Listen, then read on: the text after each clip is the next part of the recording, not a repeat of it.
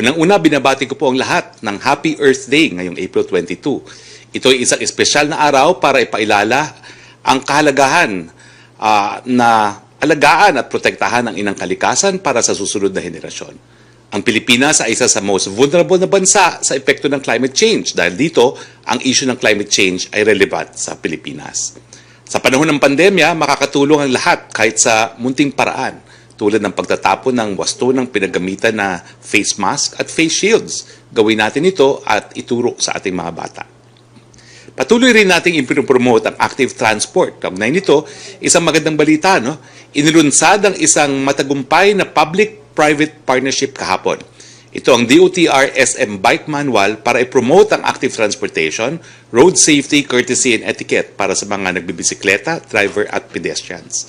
Higit 140,000 na mga manual ang pinamigay sa buong bansa. Available din po ito for download sa social media pages ng DOTR at ng SM. Ayon sa DOTR, mayroon ng 296 kilometers bike lanes na may pavement marking, bollards, curbs at solar studs ang natapos ng pamahalaan.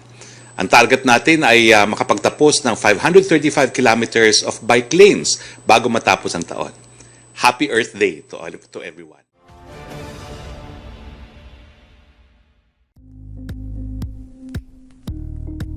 Thank you for watching Politico TV. Please like and subscribe to our channel for more videos.